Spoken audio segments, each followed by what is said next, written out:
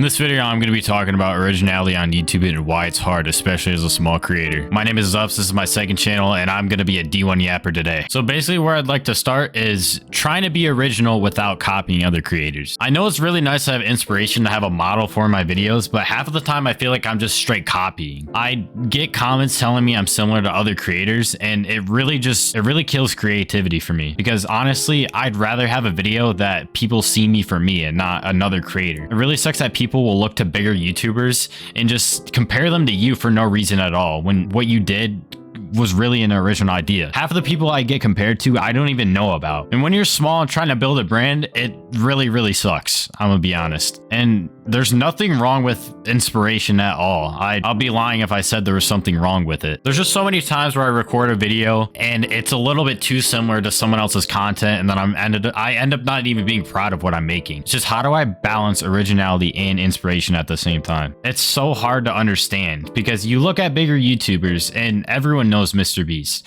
Everyone will take inspiration from him, and everyone just looks like clones. Like, this is an example of people not balancing originality. You can have some crazy ideas, but at the end of the day, YouTube is way too Mr.Beastified.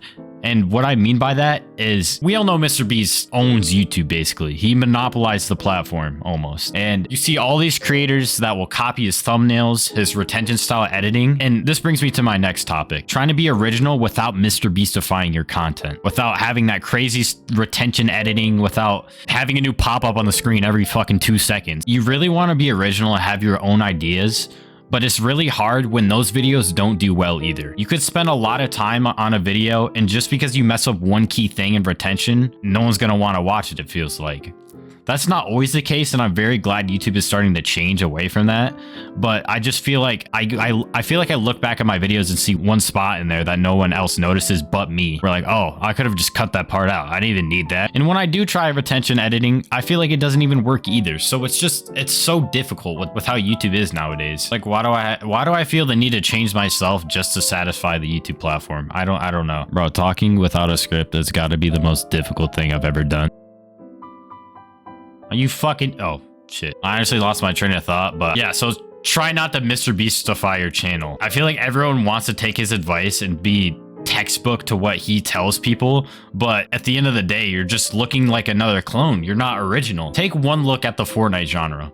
Look at how Mr.Beastified all of those thumbnails and titles are. Like, you literally cannot escape it. But guess what? That's what does well. And that's exactly the trap that people fall in, including myself. I spent days on a video trying to make it so retention focused just for it to do like all right. And after doing that, was it even worth it? Like, in the end, is it even worth doing that? Because I feel like I'm not myself.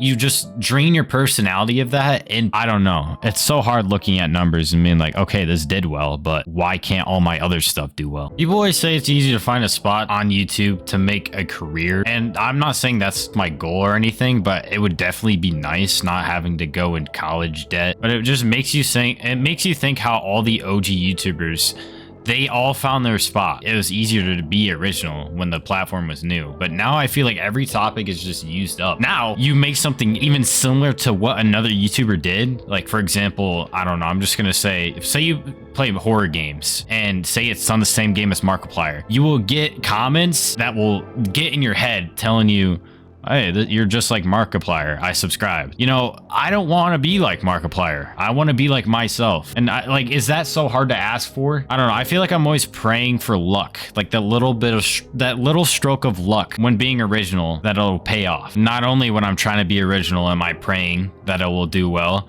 I also just get a little bit discouraged. I feel like my content isn't as edited well, because I feel like when I over edit, I just get burned out. I have fun on videos that I don't have to edit too much on, and I'm just like chill, but I'm just praying that does well, because apparently being original will get you a spot on YouTube. And this brings me back again. If you do try to copy someone in the beginning, there's so many cons that come in the long run. Not only is it hard to find your own spot in your own groove of things, you're also just gonna look like everyone else. And I find myself doing that though. I will try to hop on a trend or an idea, and if it does well, I feel like I have to keep hopping trends just to stay relevant. When I don't look at trends and I do something completely original, I look at numbers and I see, okay, this didn't even do well. So then I get discouraged. I lose motivation. I lose I don't know. Then my mental health gets thrown in there. Just all in all, just very hard. And I know there's a scale with originality, and you know, that's where art comes from. If you think about it, YouTube videos are just art. They're what you create,